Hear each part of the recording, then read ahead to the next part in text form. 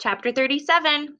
Fritz and I had a surprise waiting for Mama when she returned the next morning. The door was already in place in the tunnel. It must have been a closet door once, we decided, because the narrow width was perfect for the space.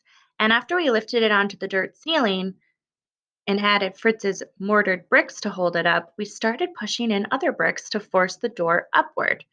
That part was incredibly hard, but Fritz was smart. He figured out how to raise the door little bits at a time with smaller wedges, then work the brick in to push the dirt upward. Did the door do any good? Mama asked. We didn't know, but the ground wouldn't sink any further, and Fritz said he would keep a better eye on the ceiling from then on. After her inspection was complete, Mama pulled out the food she had promised us. Sometimes, Several times during the night, I had wondered what she might bring, but never imagined anything this wonderful. There were meat patties, honey and crackers, some fruit, and even a few candies. Where did this come from? I asked gleefully. Mama frowned. Will you promise not to think too badly of me? Fritz and I agreed, and then she said, it was in Herr Krause's apartment. I figured he had lived there alone and nobody had cleaned his place out yet. The food should go to somebody, why not us? But still, this is stolen food, and that was wrong. To make her feel better, I told Mama about taking the pulley. She scolded me properly for that, not only for stealing, but for the risks I'd taken. I didn't mind. Knowing that her crime wasn't as bad as mine seemed to make me feel better, and that was good enough for me. While we were eating, Mama also pulled out a letter addressed to Fritz. He turned it over once in his hands, then frowned and tore it open. He had to hold a flashlight to read it, and when he did, I saw the military stamp show through the paper. What is it? Mama asked. Fritz's eyes darted from her over to me.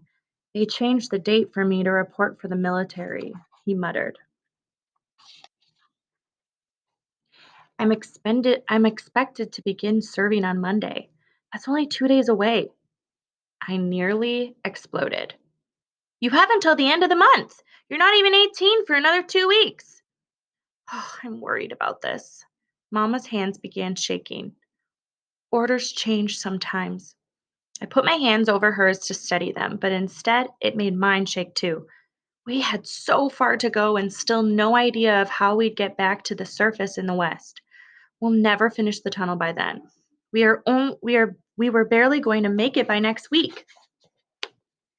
Fritz crumpled up the letter and threw it on the ground. Yes, we will. He stood up and grabbed the shovel, then began tearing into the wall. Without a word, I picked up the bucket to continue working while Mama quickly packed up the food. If we weren't finished in 2 days, then nobody could have finished it, because we would dig harder than anyone ever had before. When Fritz got tired, Mama took over for him, and while the one worked, the other helped me haul dirt up to the basement.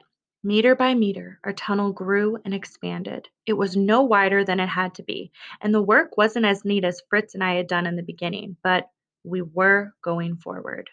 By early afternoon, Fritz and I were so tired that Mama insisted we sleep while she continued working.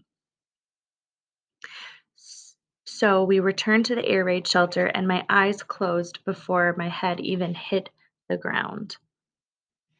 I wasn't sure how long she let us sleep, but it felt like hours. I only knew that when she called for us. We both sat up, groggy and disoriented. Then Mama called again, and I raced into the tunnel with Fritz at my heels. Mama held up a hand for us to stop, then motioned for us to be silent. With urgency in her voice, she whispered, Listen, and pointed to the end of the tunnel. I couldn't hear anything at first, but when I walked forward and pressed my ear against the dirt, a sort of sound did come through thumping, digging. Something not far from us was hitting against the rock. Someone else was tunneling. Panicked, the three of us retreated to the shelter to discuss the matter. There must be other East Germans trying to escape, Fritz said. Somehow our tunnels have intersected. If we connect with them, we can join our efforts.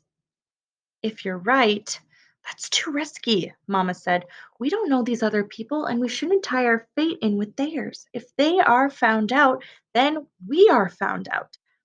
But we can move so much faster then, Fritz said. Besides, they didn't sound that far away. They'll probably connect with us at some point anyway. We might as well try to get them and see how we can help each other. I think the sounds came from ahead, toward us, Mama said. Could it be Stassi building a tunnel along the length of the death strip?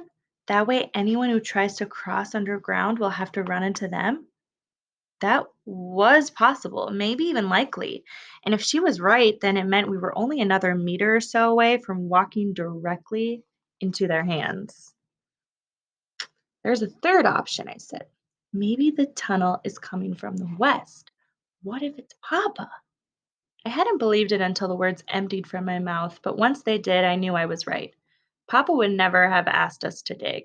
Fritz and Mama both told me that, but maybe he wasn't asking me to dig. Maybe the dance was telling me that he was already digging.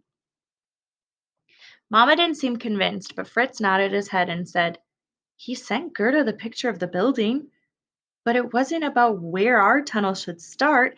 He was telling her where his tunnel would end. He wanted us to be ready for the time when he broke through. What if you're wrong? Mama asked. How can we know it isn't the Stasi? Well, we couldn't know for sure. But we couldn't stop digging either. Maybe when we broke through to the other tunnel, there might be other East Berliners or the Stasi, or as I was sure must be the case, we would find my father.